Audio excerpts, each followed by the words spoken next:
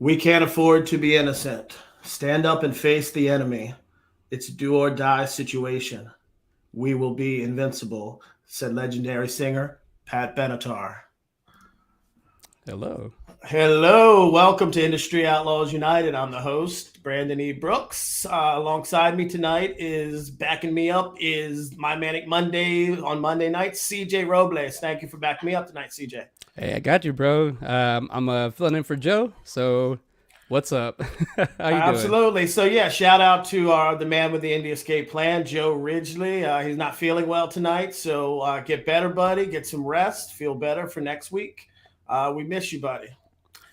All right. How are you, CJ? Though, how was your week? Oh, like I said, man, it seems kind of like all three of us are a little banged up at the moment. I was a little sick in the beginning of the week and slowly feel better. Today I woke up feeling like not 100%, but way better. And yeah, unfortunately, Mr. Joe's a little down, so I gotta help him out. I gotta help you out. This is fun. I love these episodes, man. They've been Awesome, fun. man. They've been great. You have some Yeah, great guests. I appreciate it, man. Yeah, we're gonna have fun, and like I said, I appreciate the backup. First off, Scott Meaney, my man, how are you tonight? Thanks for watching, buddy. Meaney in the house. Meaney, yes. So yeah, I just want to give some shout outs first off. I mean, I had a really busy last week of interviews that I was blessed to do. Want to give a shout out to a longtime friend, Robert X Golfin. He had me on his web interview series called RXG Exclusives. You can check that out on YouTube. Just type in RXG Exclusives and support him. He's a longtime filmmaker and a good buddy. We actually on the show talked the business, and we also celebrated the life of one of my ex-business partners and one of my best friends for a few years that unfortunately passed away from kidney failure, Brian L. Jones. And we love you, Brian, and we celebrated you on this show. So I know you're always watching what we're doing, so I hope you dig the show. I also wanted to give a shout out to Mark Valenti. He has an amazing show called Brain Burrow. You can find that on different platforms on YouTube as well. Thank you for that. That episode will be dropping soon. And also my last shout out I wanted to give to the wonderful hosts of the Black Filmmakers Lounge. They had me on last Saturday morning at 10 a.m. Michael Melvin, TK Henderson. We talked about how to run a casting call. And we had a good time for about an hour and a half on that show. So I appreciate them always for uplifting our culture and just getting good information out there for anybody. It's called Black Filmmakers Lounge, but anybody can watch it and learn from those amazing professionals. So thank you, Michael and TK. So I know we're keeping our guest up because she's already past her bedtime. So CJ, my friend, will you play the video for our guest tonight, please? All right, got you right here. Let's do this.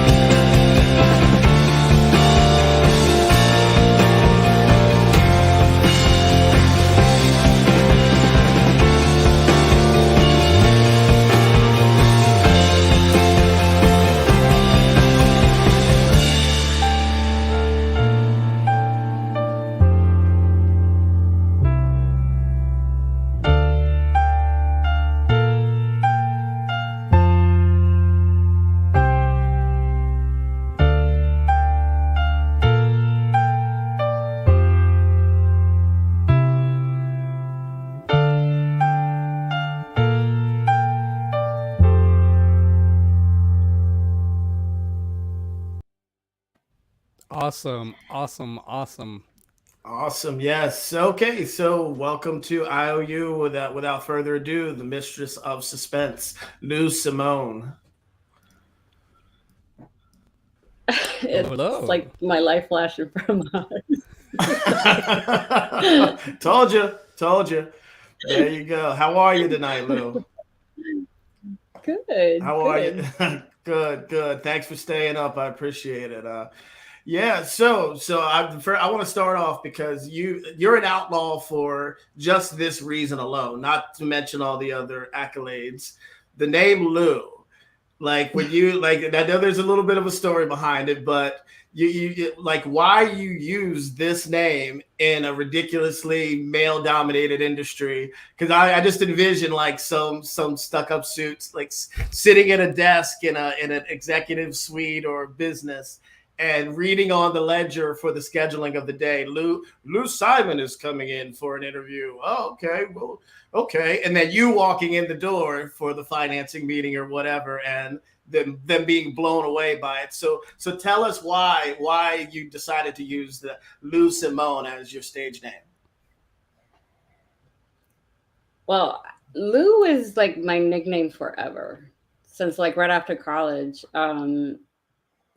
my guy friends gave me that nickname because they, always say, "Oh, you're one of the guys. We can say anything in front of you. You like sports. We can drink beers with you." So they gave me a guy nickname because of that. And so what happened was that when I started in the film industry, that I had my own legal practice at that time, so I didn't want my clients to be able to like Google my name like for whatever reason and then find that I was doing horror movies on the side. So I figured, I'd use the nickname, but like so many of my friends already called me Lou that it was that. Awesome. Okay, so for the audience out there that's unaware of your background and your past, please just tell us a little bit about your family's journey to the States and like how that transition with the language barrier and everything like affected your early life. Well, I was born in Cuba, and I lived there the first 9 years of my life. My father had been a political prisoner, so we were kind of outcasts there. We were considered dissidents, so we had a really rough time. So finally, when I was 9, my family was able to leave, and we sought asylum here in the United States. And I didn't speak I spoke one word of English, and that was pencil. So imagine my surprise when I found out it was pronounced pencil. I was like, why? That doesn't look like it'd be pronounced pencil. So I had to learn English when I was 9. We had to start with nothing. Like we literally had nothing but the clothes that we were wearing. We had absolutely nothing. We were given clothes when we got here by the Catholic charities, just whatever donations and stuff like that. So it was tough for the first few years, starting our lives completely from nothing, extremely poor. I mean, we're very poor over there too. So, we were used to it. It was no big deal. Okay, so where did your fascination with horror films come from? Did you always have an interest in the macabre and in horror, like as a young girl, even in Cuba, or did that kind of like begin when you came here to the States? It wasn't so much horror as it was just anything that was suspenseful. There's a bit of a age gap between my nearest sister and myself. So when my sisters were off to school, my mom, I was the youngest of 4 daughters, so she was tired of watching like cartoons and stuff like that. So she would just put, movies on instead of cartoons, and I would watch them with her. And not the embargo didn't just stop the cars from coming into Cuba, but like also entertainment. So basically, the only thing showing on Cuban TV were like really old movies. So I watched. That's why I really love like Alfred Hitchcock, and I love all those really old, suspenseful movies that I used to watch with my mom when I was very little. They were like completely not age appropriate, but but my mom says that I was always like very quick about figuring out the mysteries and stuff like that. And so it by the time that I got to the United States and I had learned English, I was already like reading, like um, just anything that was like, a mystery and stuff like that was always my thing. Like I was never into romances or anything, even like sci-fi and stuff like that was not really my thing. Like my thing was always like some kind of mystery. And along with that, like once I was old enough that I could watch horror films, if a horror film that's really well done should be very suspenseful. So it worked really well for me. Awesome. So I read my research that you found escapism in writing. So speak a little bit about that, like, please. Well, I mean, we're like I said, we were very poor, and it's not like we had a lot of toys and that kind of thing. And because I was so young compared to my sisters, I just had to use my imagination a lot to play with myself. Oh, okay, that sounds bad. To play by myself, and I did a lot of. I started writing. I remember writing or coming up with my first like story when I was like 9 or 10, and I recorded it for my mom and played it back, and it was about a woman who poisoned her husband. I don't know why at 9 or 10 I would do that. And it was in spaghetti sauce, and she thought it was the funniest thing ever. And then my nephew, who was closer to my age because my older sister was so much older, him and I would put on like haunted houses in my parents' garage when I was like 12. Okay. Cool. I just want to give a shout out to Scott Meaney, Sean Smithson, TK, Tom Bishop, Gene, Buddy Joe watching. Thank you all for watching. We appreciate it. Thank you. If you have any questions for Lou, please bring them up. Please say them. So Lou, you spoke a little bit in the beginning, but your degree from college is a little bit different that most independent filmmakers don't have. So tell us a little bit about that, please. Well, actually, my undergraduate degree it's very typical. I had creative writing. It was English, but my emphasis was creative writing. So at the time, I really thought I was going to be a novelist. Okay. But then plan I was going to be a novelist. Okay. But then you ended up becoming an attorney. So okay. Yeah. Well, I had a woman that had mentored me since I was like 14 years old, and she's the one who really pushed me to go to college, and I really owe everything honestly to her and how much she pushed me. But she was always like, "Oh, you should be an attorney. If you're getting an English degree, you should be an attorney." I was like, I don't want to be an attorney. Why would I do that? Like, I'm not even remotely interested in that. But she, once I was like in my junior year or whatever of college, I was like, okay, well, it's not like I can go get a job as a writer. So what I'm going to do. And so I thought, okay, I'm just going to do that as like a safety thing, and I even said, I'm going to apply only to the top 10 schools. So if I don't get in, that means I'm not meant to go. But I got into NYU, so I was like, oh, well, now I have to go because nobody says no to NYU law. So I'm not a very good actress at all, actually. But I saw that. I was like, I think you did play a good dead body in one of your films. I actually suck at acting, but that's okay. And so I was convinced that I was only going to do that as like kind of like a safety net kind of thing. And then the next thing I knew, I mean, you just get sucked in between student loans and responsibilities and the money that you're making. I mean, it's very hard to say no when you're making really good money, you know. So Absolutely. So you did something totally different than most independent filmmakers did. You didn't make a short film as your first project. So tell us share with the audience the origins of how your first feature film, Hazmat, came to fruition. Well, I did a movie before that. Yes, but I mean, but not a short film, correct? No, it was also a feature. It was also that's right, the Awakened. Yes, yeah. That's I said the wrong title. My fault. Yes. Please share with us the Awakened. Yes. The Awakened. I mean, the thought was just to make just a very cheap film, just to more about the story and so on. I mean, and it ended up being, I wasn't even supposed to direct. I had just written it, and that's all. I mean, at the time, I really just thought I was going to be a writer. I didn't think I was going to be, directing at all. And then what happened is I was on set, and I really didn't like the direction that it was taking, so I kind of jumped in. Never having been on a set before. I knew nothing about directing. I knew nothing about filmmaking.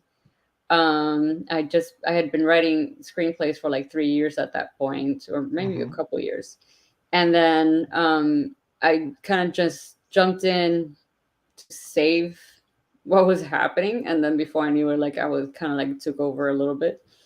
Did you enjoy the process? Did you enjoy it?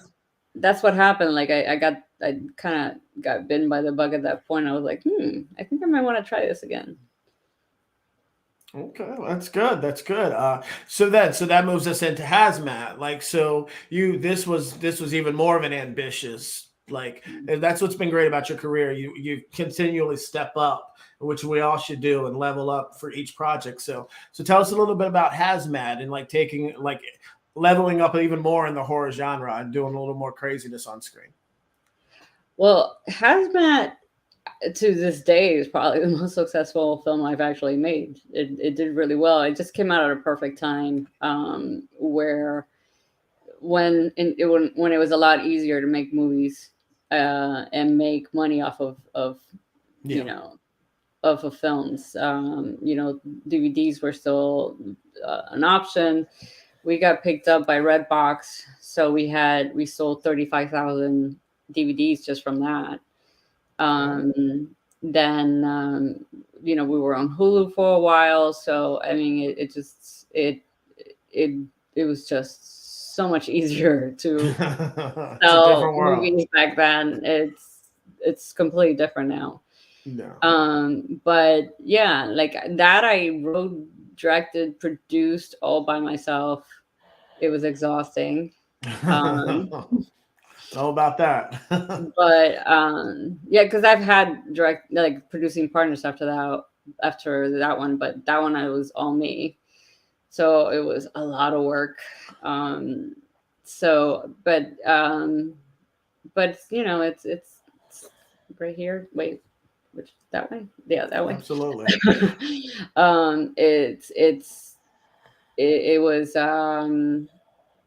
It was a lot of fun and did so well. I mean, we went to England to the Bram Stoker Film Festival with that one. Thank you, awesome. Strawn. It went to Berlin for the Berlin Independent Film Festivals. We were there for the Berlinale and all that, so it was fun. And it was in Shriekfest. It was, I did several, film festivals here in the U.S. So it was fun. That one, I swear to God, I had the time of my life. I was like, oh, this is great. This is what making films, making horror films like. Yes, little did you know what was upcoming. But yeah, one of the questions actually that was asked by JD Smith was my next question. Actually, did your legal background assist you in like financial and the producing side of this, whether distribution or like securing capital? It did greatly. Like there was a lot of times when I realized this is something I really like doing, that I actually thought, oh, why did I go to law school? I should have been more courageous and stuck with my passion of writing. I missed out on all that. But in all honesty, like, sometimes things happen for a reason. And, I can't tell you how much I use my legal background. I mean, just right now, I'm in pre-production on another film, and all I do is prepare contracts. So just in attorney's fees, I've saved myself, thousands and thousands, tens of thousands of dollars, and with all these movies, and then on top of that, I think it people just look at you differently. You're not just some kid trying to make a movie. People tend to trust you more with money when they know that you have a legal background, and you've run a business, and because I had my own legal practice. So you're on another level with them. Plus, I had a lot of, not that I pursued any of my clients because I would have been unethical, but I had a lot of clients that had money. So I had a lot of experience dealing with people who had money. So it's easier to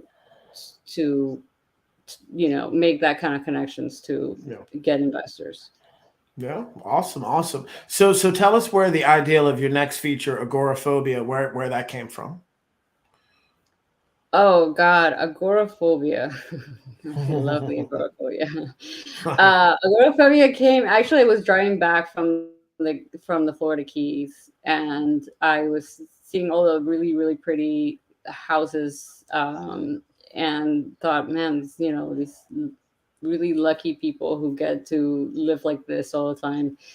And then it occurred to me, wow, how about if you live in one of those houses and you can't, you don't really enjoy it because you have agoraphobia or something. So that's how that one came up. Okay, so in this cast, you stepped it up as far as like from a SAG talent creative standpoint, working with Tony Todd, Cassandra Searboat. So how was the stress level on this one, directing this film with these established actors? That movie, that movie was a nightmare, to be honest. And we're going to talk about that next, but yeah, just from the standpoint of talent, and then we'll go into the other nightmare. I mean, in terms of talent, I can't complain. They were both wonderful. They were really, really wonderful to work with, very easy to work with, very down to earth, both of them. Cassie had just finished Sharknado, so there was a concern that maybe she thought, she'd be really like a diva or something like that, but she wasn't. She was very, very sweet, very down to earth.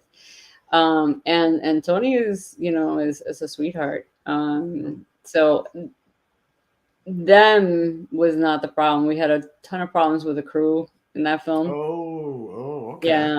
Yeah. It was my first time having like a big crew, with a grip truck and, and that kind of, and honestly, I at this point, I prefer smaller crews. There's a lot less ego, I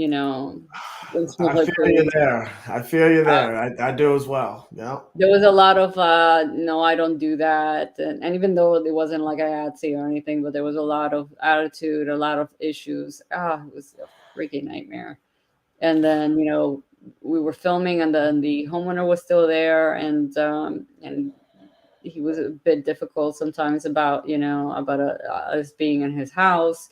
So that entire movie was like freaking cursed for me, because then after that happened what happened with distribution. So okay, so speaking I can tell by the look on your face, but for the cautionary tales for the filmmakers that are out there, please just share a little bit about the ridiculousn't that happened during distribution, the movie being put out after a contract was canceled, and just a lot of nonsense and hijinks that resulted in, I'm sure, a lot of stressful, anxiety-riddled nights for you. So please. Yeah. I can't go into what happened because there was no, it's not that. I actually we did send when we did the settlement in court, we can't really discuss too much at length. Okay. Okay, gotcha. Okay, understood. But I can tell you that yeah. So I can't really. I mean, honestly, to be completely honest and fair, by the end of it, the people who ended up settling with us were probably the people who were least responsible. They just happened to buy a company that was responsible. Gotcha. So, and unfortunately, that's the way it works. You know, when you buy a company, you buy everything that they've done, good or bad. But they themselves weren't the ones who cost us damages, if you will. Gotcha. So, and a lot of it, I don't even know. A lot of it was just like people just messing up. I honestly don't think that there was a desire to infringe on our copyright. They just were. There were just a lot of, and I can say this much because they're actually not part of the settlement. Amazon really, like, the left and the right just don't talk. And you know, and there's a lot of, you know, they kept putting the film back on even after being told that they were, you know, that there was a copyright infringement. They didn't sign the settlement agreement, so I can say that about them. You know, that they really do need to have a better way of taking down, you know, stuff content that's not rightfully there. And they don't have they really don't. They have so much stuff they don't. They honestly, I don't think they really care. Gotcha, you know. Gotcha. Could you imagine? Sorry to interrupt. Could you imagine how intimidating it must be when they say, "Your Honor, can you please bring in your lawyer? I am here." That's to me. It's got to be. No, I had a lawyer. I did have a lawyer because that's not the kind of law I did. God, that's like, I mean, no, I did have a lawyer because, you know, you can't, you know, it's like a doctor performing surgery on themselves kind of thing. And I'm not a you know, I'm not a copyright lawyer, so I wouldn't have known. Although I have to say that when I was being told, I'm kind of stubborn. And when I was being told, well, this is all you can recover, I was. We lost you. And I found case law that allowed me to get more, to sue for more. You know, so even an attorney that's all they do, I still had to like, so I still had to like look over him, you know, and make sure that he was doing his job right. Because I'm telling you, I talked to so many attorneys and they're like, "Oh, you'll get a 30 grand." And I was like, "No, that's not right." And so I found the case law that proved that I could, you know, I could settle for millions. We didn't get millions, but I mean, but you always want to sue for a hell of a lot more so that you can, you know, absolutely, so you can settle for less. Gotcha. Okay, so it's for those that don't know, it's. But yeah, I mean, that was huge. We didn't just sue the distributor and the companies, but we sued.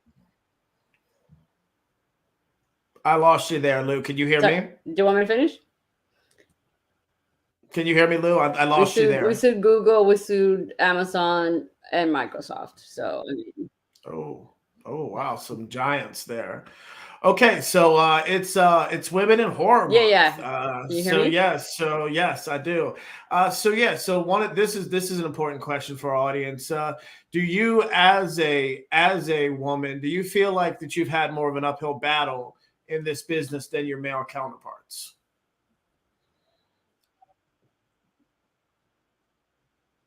You still with us, Lou?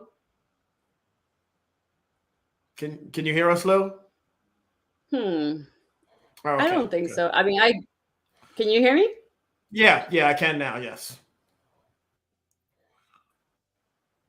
I can hear you. Can you hear me? Yeah, I can now. Yeah, you were breaking up a little bit, but yeah. Yes, I can. Okay. Can you hear me? Yeah. Go ahead. I mean, not me. I don't think so. I said I don't think that personally me has been hurt by being a woman. I've had difficulty with crew members because I was a woman. I've had a couple of DPs that were really difficult to work with. But I don't know. I think you can get that kind of ego or whatever. Just regardless, I don't know. This industry is full of people who are, divas. So it's hard to know for a fact that they would have been any different if it had been a male director. But I don't know. I've had so many supportive people. I honestly can't say. The only thing I can honestly say that I don't know many people who've made as many features as I have that haven't been able to break into more of the studio system. Yeah. That's an issue for not just female filmmakers, like people of color. Just it's something that we're breaking through a little bit more now, but again, something we still have to keep fighting our way about, like kicking those studio doors in and making things like on a major level on that. So Joe Ridgely, how are you, my friend? Yes. I am well, thank you. I hate to interrupt though. Is there any way Lou can back out all the way and try to come back in? There's a bit of a delay. I don't know if you guys have noticed, and it's making things a little confusing, I think. Oh, okay. Are you able to do that? Yeah, I saw the pauses, but I wasn't sure on my end because I can still hear her on and off. So, but yeah, are you able to do that, Lou? Just sign out, sign back in, please. If you can back out all the way and then click the link again, and then CJ will add you back to the program if possible to try to get rid of the delay. Sure. Thank you. Sure. Let me. All right. So it'll take a little minute, but it's been a great conversation so far, and I'm still kind of like, I love that I'm like listening to her, and she started off with a feature while I'm over here like I got to get my feature through the door, and it's just like it's so it's such a like a great thing to just see her and the way she's just got that composure. It's like that's I'm learning here, and what you just said too about minorities, we're here too. We got ideas. All right, she's back. All right. Let's see. Should be back. There she is. Can you hear us, Lou? Oh, little still delayed. Let me knock. Let's see. Yep. Can you hear us, Lou? Can you hear me? Yes. Now, yes. Can you hear us okay? Yeah. Can you hear me? Okay, great.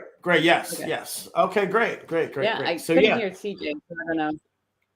Yeah. Okay. Good. So as long as you can hear us, let's continue on. So tell our audience some of your favorite films in whatever genre. Like, what are some of Lou's favorites?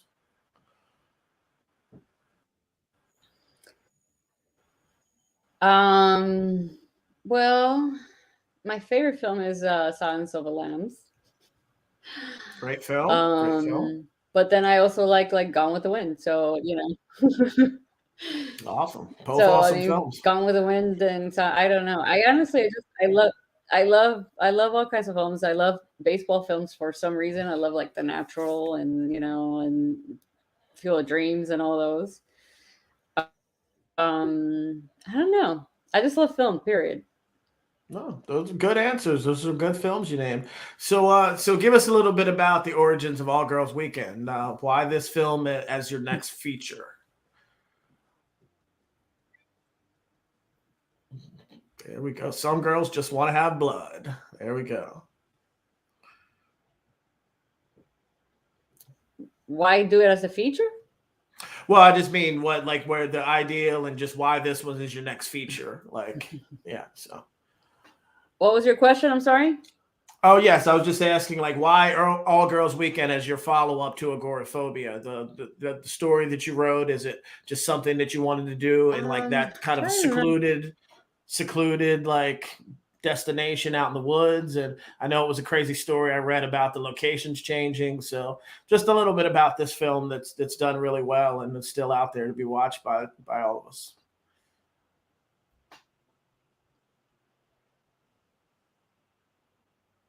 Still with us, Lou? Well, I was in the middle of like, I was in the middle of the whole, nightmare with a lawsuit on Yeah, can you hear me? Yes. You Can you broke hear up a me? little bit, but yeah, go ahead, please. Can you Yes, hear I me? hear you. Continue, please. Brandon, just so you know, you probably have a 10-second delay with her. Okay. Gotcha. Okay, can you hear me now? I hear you, yes, but So, can you hear me now? yes, I just heard there's a delay, but yeah, please continue. Let me try switching Wi-Fi's. But how does that? Do you think she's? So, I was in the middle of a lawsuit with Agoraphobia, so I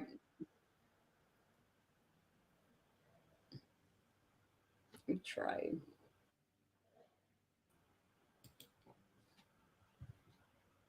Stay with us, Indie Escape audience. This is live, so we're gonna make it happen. This is a great interview so far, so stay with us. Thank you, Phil Herman. Thank you for watching. Gene, thank you for staying here. Sean Smithson for the questions. Keep them coming, guys. Can you hear me, Lou?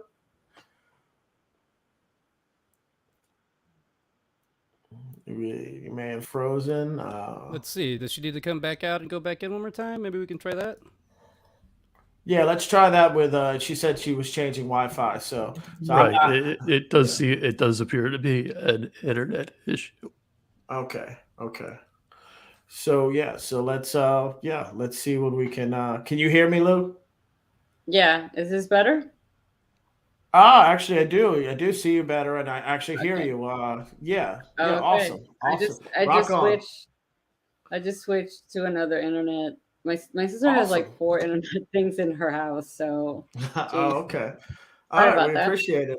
No problem at all. No problem at all. So yes, all girls weekend. Yes, all girls weekend. So this is your next feature. Just speak a little bit about it, like the experience, and did you enjoy it? Like Jamie Bernadette's a great up and coming actress, and just a little bit about this film because a lot of our audience loves it. So as do I. So.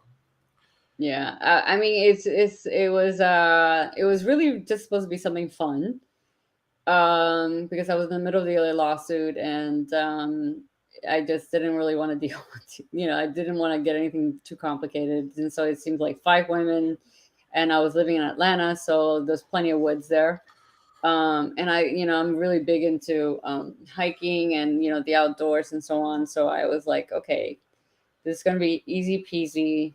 And I didn't count on the fact that we ended up filming in the winter.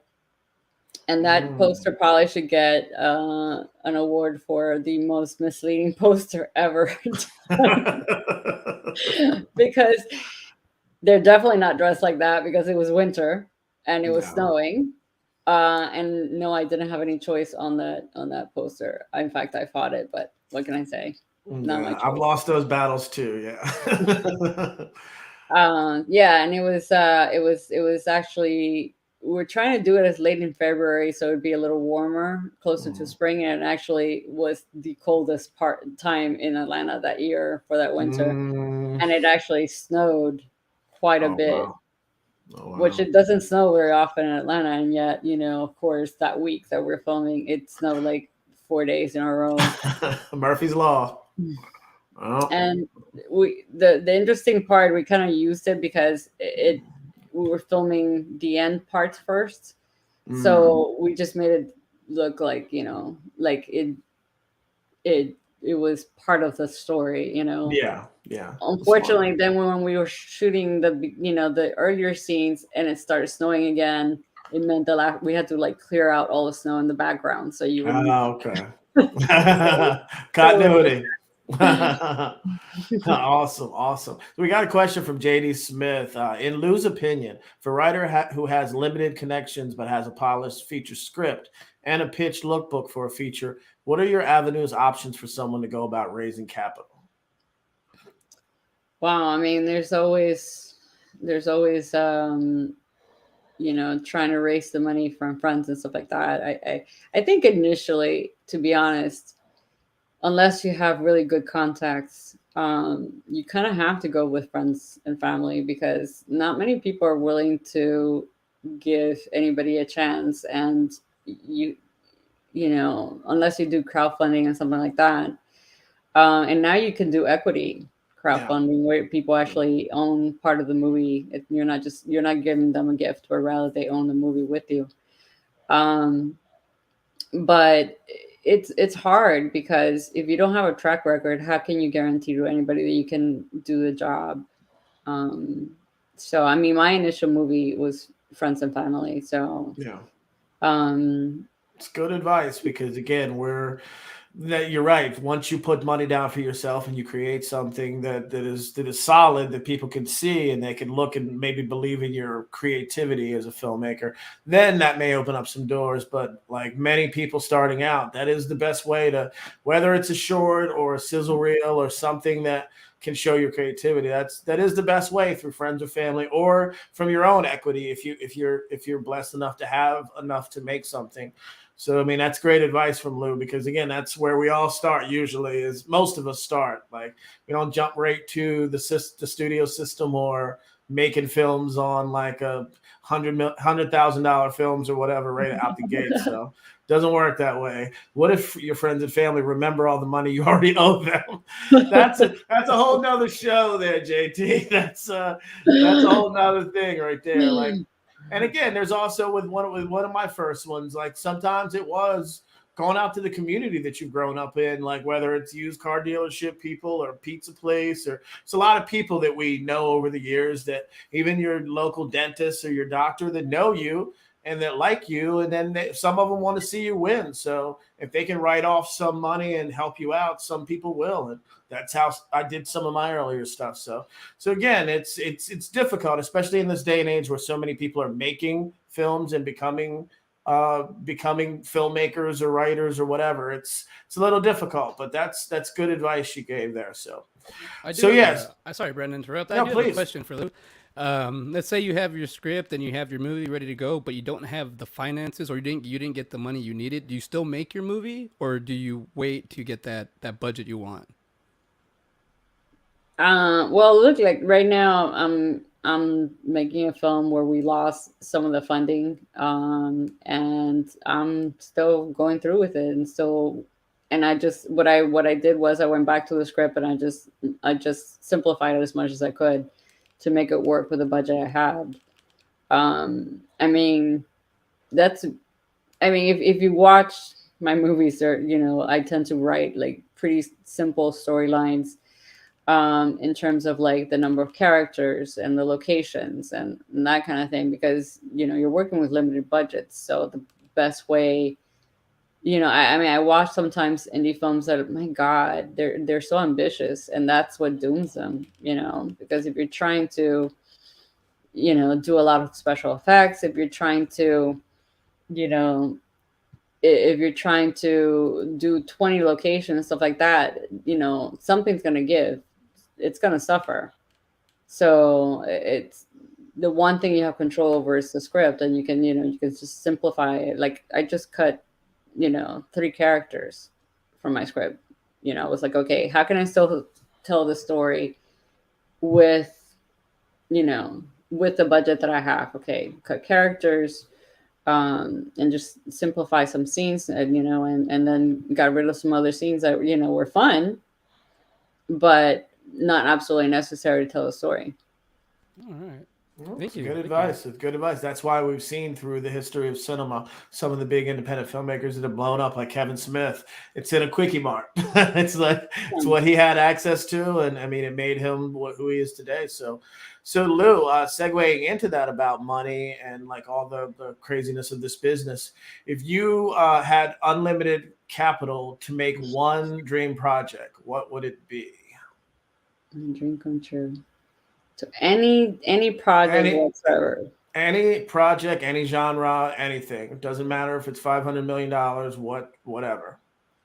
Okay, well, I always write to a budget, so it's kind of hard. So the only time that I really just wrote just for like no holds bar, because there was no way of telling this on a low budget, was I finally, after many years of writing, decided last year to write the story of my family and how our life was in Cuba and how we came to the United States.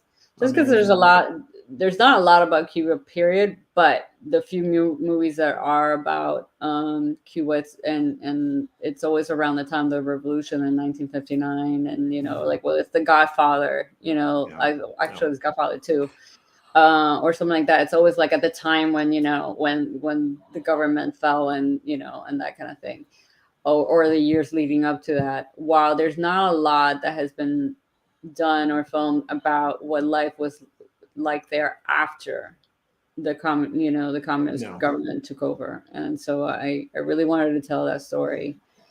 But that, I mean, have demonstrations in the streets and all kind, and I don't know how many military people. I mean, it would be like a huge budget compared to anything I've ever done. So, but other than that, I mean, honestly, since I tend to write more character-driven stories,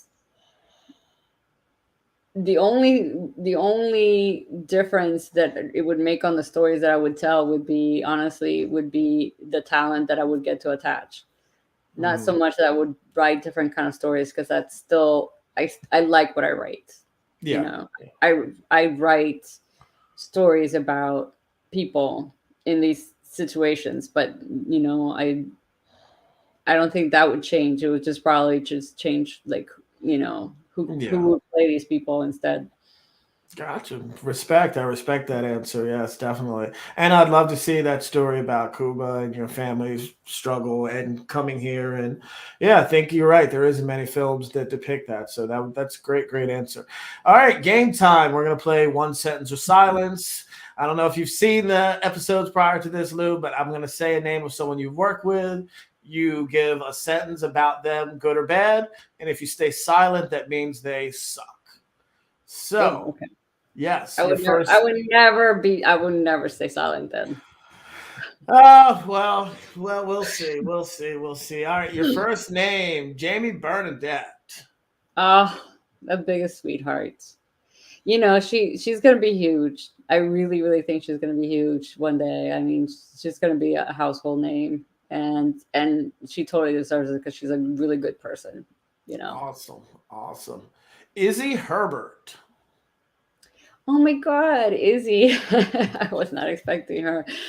She's this little girl, and she's the sweetest and so talented. She's also going to be huge one day. If she keeps, I mean, she might change. She might be smart enough to get out of this industry and not out. Just still hope for her. Katie Carpenter. Katie's a sweetheart, super talented. I think like something's about to brew really big for her. She's been doing some pilots and stuff like that. So I'm really hoping. Awesome. Jonathan Legacy Perez. Oh my God, that's the name from the past. I haven't talked to him in years. He's one of the few people I haven't kept in touch with, but yeah, super talented. I don't even know if he's even in showbiz anymore, because last time I heard he was flipping houses. But good luck with that. I mean, he's probably making way more money than the two of us put together. So. Hey, you never know. Real estate's huge. Get out, get out while you can. Maria Olsen. Oh, Maria is wonderful. Super talented, and she's done so many movies. Really, like.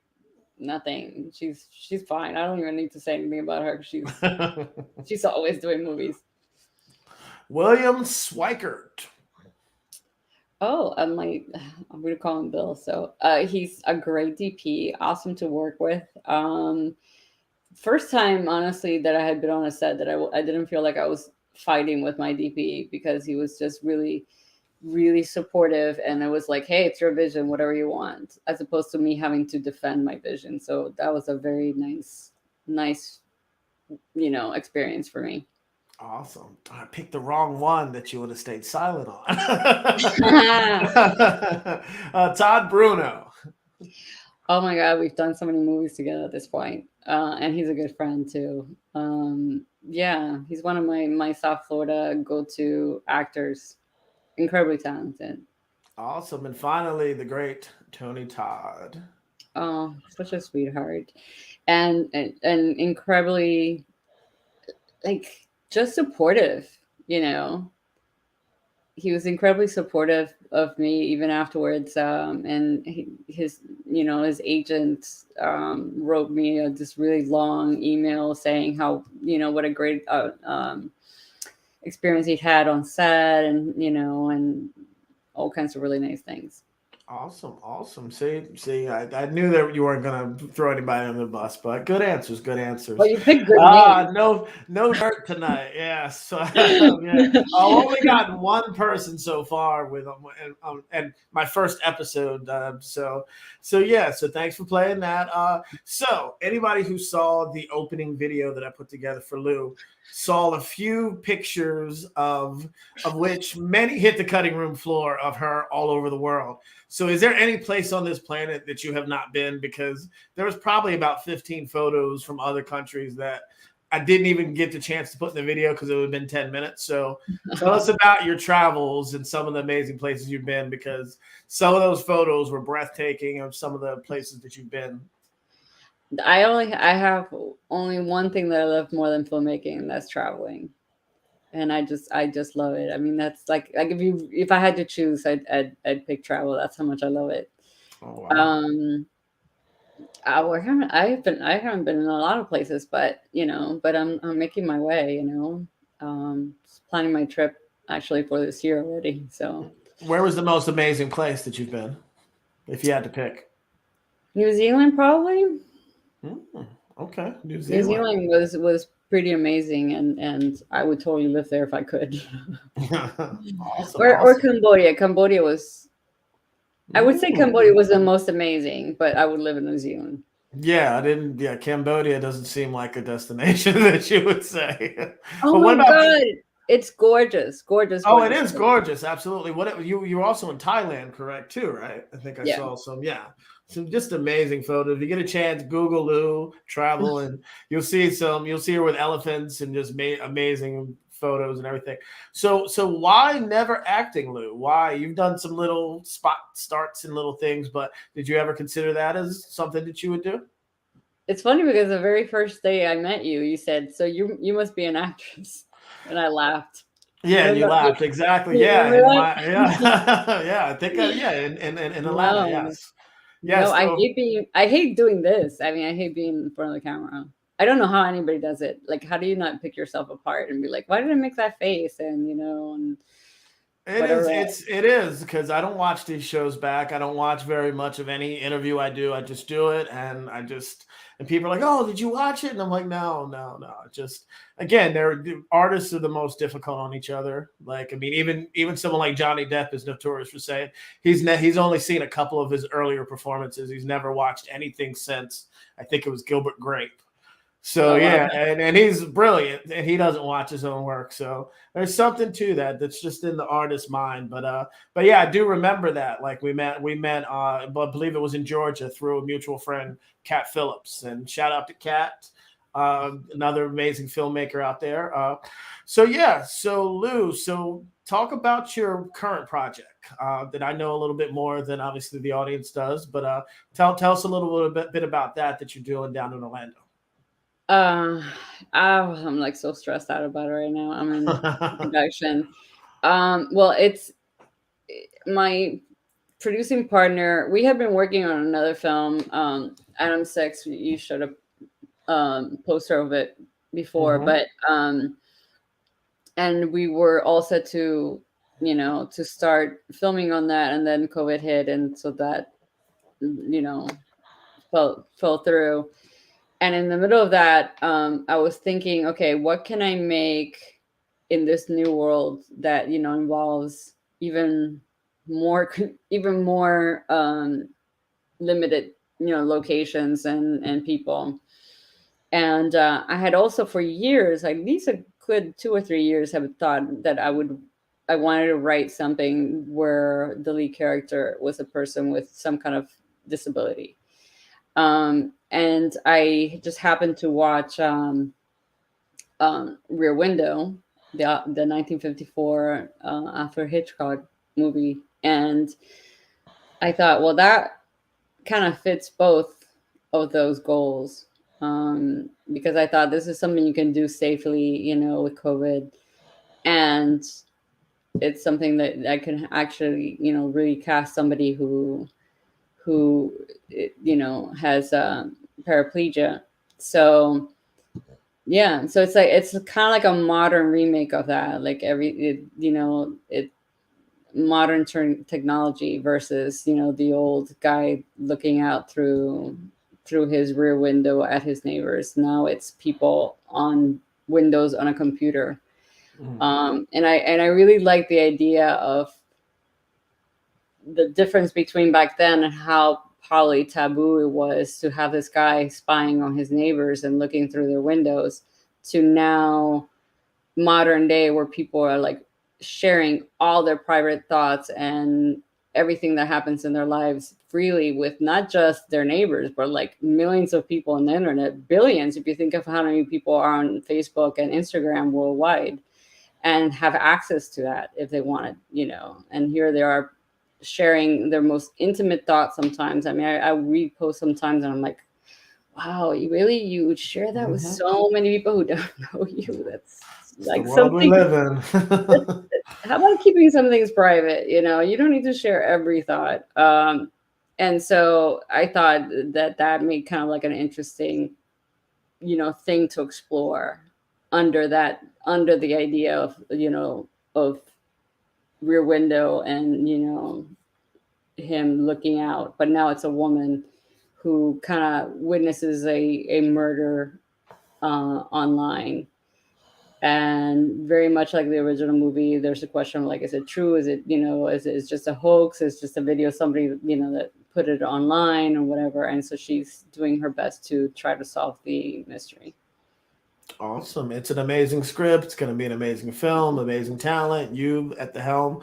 Can't wait to bring you on down the road to talk more about this project, because it's going to be a good one in the Escape audience. So what we do at the end of every episode with our guest, I always ask, you've dropped a lot of good knowledge and nuggets to the audience, but I asked you to finish off with giving some knowledge, good or bad, to the audience. There's a lot of filmmakers, actors out there that are like navigating this business, some that have started, some that are in a position of stature at some point, but it's all the advice is always welcome. So please give us some words of wisdom from Lou Simone, please.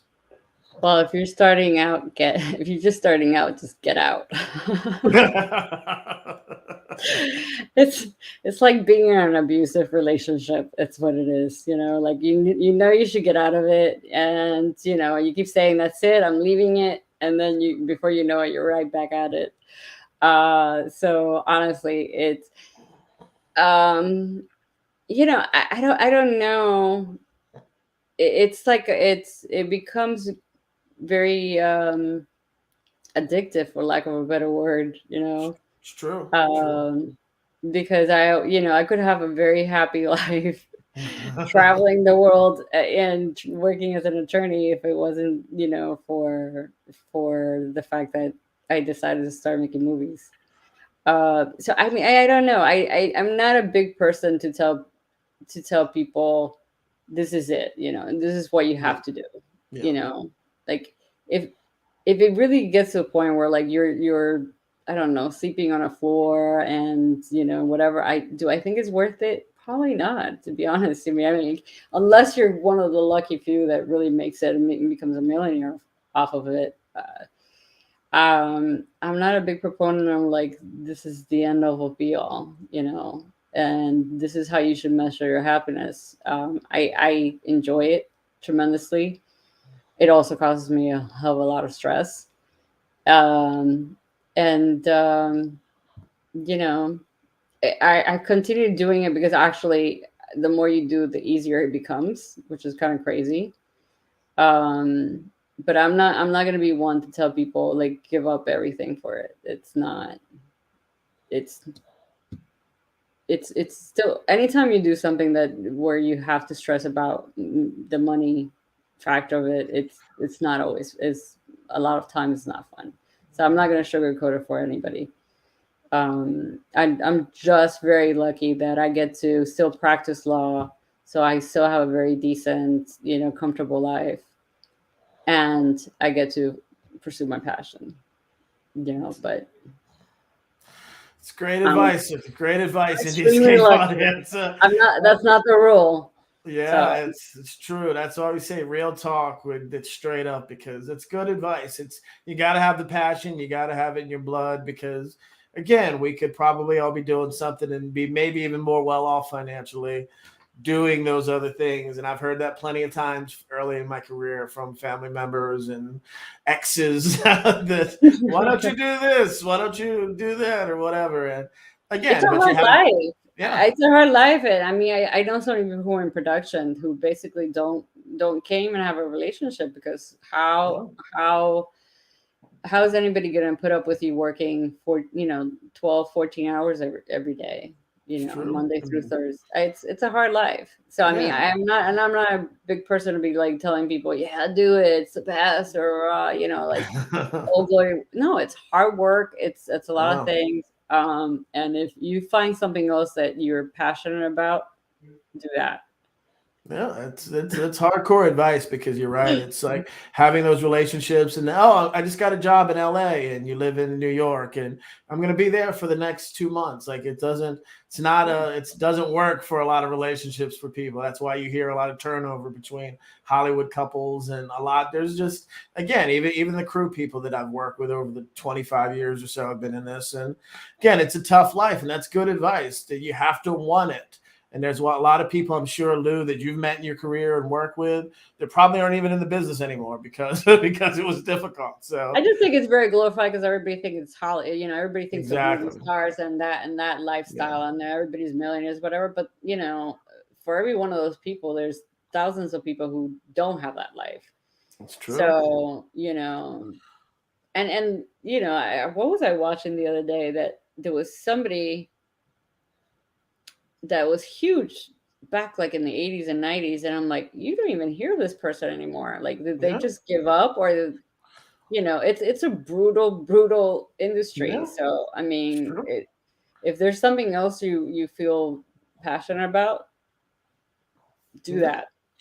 Yeah, that's why a lot of industry professionals, like a lot of them segue into directing or doing something different just to stay in the business that they love it. Because again, there are a lot of actors and actresses from the 70s, 80s that I look them up like, what happened to this guy that was the star of this show? And he's again has become a big TV director, or he's a producer, or sometimes they're in real estate, just different things. But again, those are those other things that once the acting work or the directing work or whatever dried up, they had another thing that they could bank on. And it's a key thing. It's a blessing to be able to do this full time, but not like you said, there's thousands upon thousands of people who aren't that lucky to get that series regular or get that big movie that pays them millions of dollars. So yeah. Do you do it full time? You make your living off of yeah. Actually, been blessed probably for a little over a decade or so doing that. But again, I stay in the business though. Like I say it full time,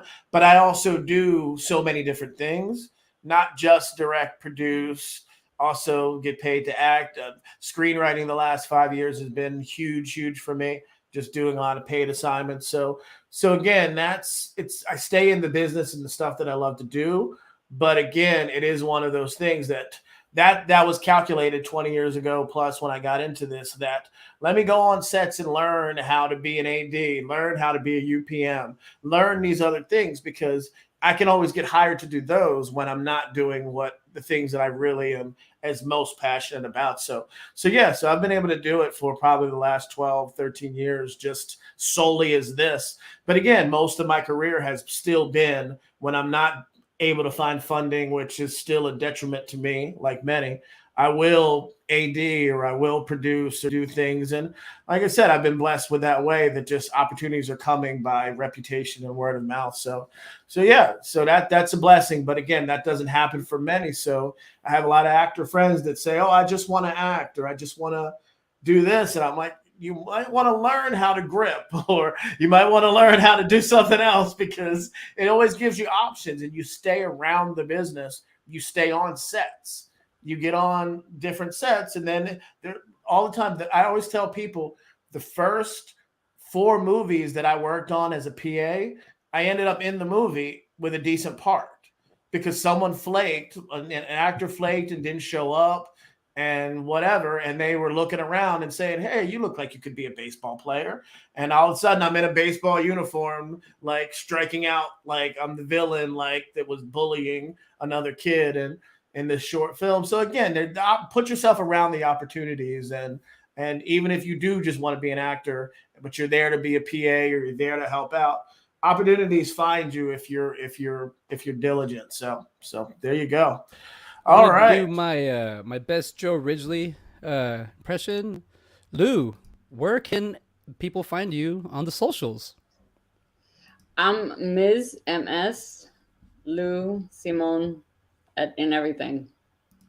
Just because I used to get Mr. Simone all the time. Mr. Simone. Dear Mr. Simone, blah, blah, blah, blah, blah. Like, when I first started, I got a bunch of reviews where like, he doesn't, I was like, okay. that's like me, like CJ is like, oh, I wasn't expecting you. I was like, well, okay. Like, they were expecting Pamela Anderson from Baywatch. Oh, Baywatch. There we go. All right. Any questions for Lou before we let her get to bed finally, CJ? No questions, but I did have some nice comments here. Great show again by Timothy Milliken and Sean Smith. It's a great show and a guest. Thank you, Lou, for being on. Have to take off, but enjoy that. That was Sean. And then also from Chris. Nice interview. Awesome. Thank you. And Hi, Tim. Chris. Yeah, thank you for all the great praise for this. Thank you. I mean, Lou's been amazing with, again, a lot of knowledge. Thank you, Tim. Tim's one of my business partners, Subsoil Films. We're going to put together some awesome horror films in the next few years. And thank you for watching. TK, like I said, the Black Filmmakers Lounge. JD Smith, thank you for all your questions. Chris Ricci, nice interview. Thank you, brother. Scott Meaney, who has an amazing show coming up soon. You got to watch that, Lou. It's a puppet show. He's going to be interviewing people. He's probably going to hit you up at some point and have you interview, but he's going to interview you as a puppet, though. So it's going to be different than this one tonight. So, he's a puppet. Yeah. He's an amazing dude, a creative soul. So Lou, thank you so much for this is my second. It's the beginning of my second month as a podcaster. I'm still doing it. I haven't keeled over. Thank you for being my guest, staying up. You're wonderful.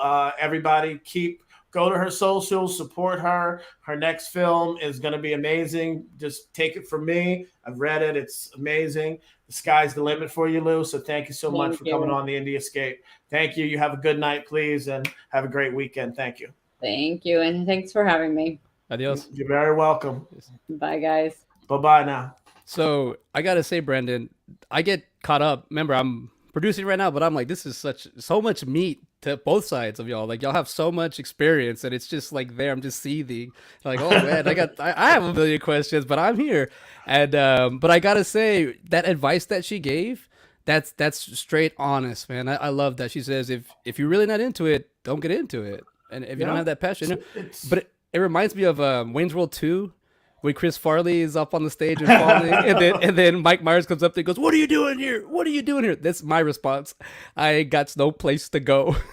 There you go. I don't know what else to do. I tell people all the time, like, you don't. Some people see the red carpets and they see the glitz and the glamour and the fame and the houses and nice cars, and they equate that with everything in this business, and not the blood, sweat, and tears, not the other job that is keeping us being able to do these things on a consistent basis. So not everybody's Will Smith or Brad Pitt or the greats that are making $30-40 million a movie like Dwayne Johnson. So more people out there are struggling to be actors or filmmakers or whatever. So learn other things behind the scenes, learn how to be a gaffer or a grip or an assistant director or whatever, something else if you want to stay around the business, because again, opportunities arise when you put yourself in the right position. So that's great advice from Lou. Like you said, CJ, I want to thank everybody. Oh, Sean's yelling at us. Oh my God. I mean, I said something wrong. They are puppets. He's getting mad over here. They are Sorry. puppets. That's Sorry, talking term. Well, no, he's an actual. That's him. He's just a wee size. That's just yeah. So and then JD said, "Every always expects me to be a CJ." So hey, I think it's to be. There you go, Scott. Thank you for watching, buddy. TK Henderson, thank you again for the support and having me on your show. And everybody, the Black Filmmakers Lounge on Facebook, 10 a.m. every Saturday morning. Please check them out, please. Great, informative show. All of our Indie Escape shows. Please talk a little bit about our shows, your show, CJ, and we'll also give some love to some of our Indie Escape shows. Yeah, so remember we have 7 shows, 7 days a week. Every night you can come and check us out. We're going to be producing it's on the 10 p.m. Eastern time. Yep. On the so so we always start the week off on Sunday with End of the Night. So they're taking a 2-week hiatus just because of the things they got coming on. But then they're coming back in 2 weeks. On Monday nights, end the week with me. Monday, My Manic Mondayz. It's a movies and mental health podcast. Still figuring it out. We got Gabe coming back on Tuesday with Symbolistic Cynicism. He's got some great guests lined up. Wednesdays, we have Steve Gray. So if you really want to get into some nice, audio stories, I just listen to Steve. He's got a great voice. He's very professional, very talented. I just had him on the two Mondays ago, just kind of interviewing him. And then Thursdays we have Dream Warriors Review with Mick and Kurt, and that shows it's pre-recorded, but it's funny. It's hilarious. It's kind of hilarious when you just see people that have like you or like Lou that have that experience and they've have this longevity that they can go back and talk about their experience on movies while they're watching movies, like when they talk about movies. And I think that's great. It's one thing to be a critic, but it's also being able to do is another thing. So there's kind of a medium respect there. And then JD said, I think Charles Band has copywritten the word puppet. I'm losing it from my vocabulary now, Sean. We'll never say that. I'm just going to say Dead Scott. Dead Scott. Yeah, that would be the best way to say it. Dead Scott Meaney. So also, Daniella and Ray had an amazing show last night as well. Props to them. I had a great time watching it. Some fun topics, laughs. So props to them. And and you can speak on Dead Scott for our Saturdays.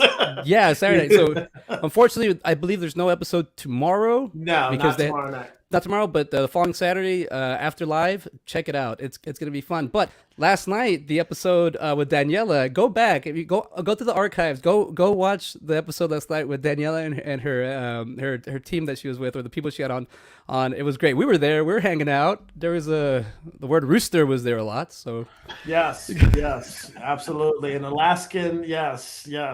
There was something about Alaska that's said at the end of the show. So go back and watch it. Go back and watch it, people, because you'll get a good laugh. And again, a great topic last night. She's an amazing novelist. And again, Daniella and Ray are good people we're proud to have here on The Escape. Joe Ridgely, how are you, buddy? I'm sorry. I just had to bring up next Saturday, Scott Meaney and Scott Schiaffo are going to have a show. It's going to be the 10th anniversary of Scott's poetry book that they're going to be celebrating. That's right. So that will be next Saturday at 10 p.m. Oh, I got it somewhere here. Here it is. It's right here. Oh, yeah. Awesome. Get it. You got to get it. And you get lucky because you get the signature with it. That's the Scott awesome. There. Yes, support Scott. Yeah, he's an amazing artist, musician, actor from the Clerks universe. And he also hosts End of the Night with our buddy David Lee Madison. So support Scott and support both Scotts next Saturday night, like Joe said. So it's a Scott off. It's a Scott off. It's a Scott off. Yes. Yes, everybody. So I think we're gonna take it down for the night. But again, thank you to everybody that watched. All of you guys are amazing. Please keep coming back. Please support all the other Indie Escape shows that CJ and I have just been talking about.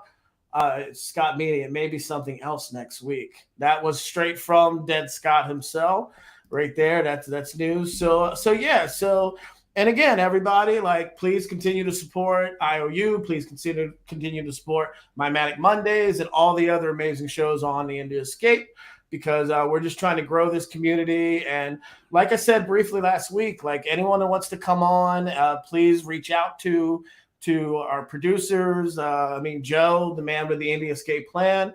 If you have a movie, if you have something that you want to promote, and it's something that that we're here to support everybody. So please reach out to us, because again, we're trying to uplift each other. It's not just about people who are established in the business. You'll see as some of my upcoming shows, there's going to be upcoming directors, actors, writers, and people that are going to be on here. And again, that's what I want this show to be, just to show that people can feel good to come on. If they have to ask someone like Rob Schmidt how they can get into their movie, or they ask someone like Lou questions like JD asked tonight about how to raise financing, there's a safe place to come on here and ask it, and you have like-minded, good people who are going to give you straight-up answers.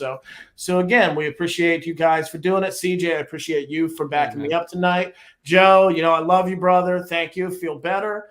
And I'm just going to leave on my note.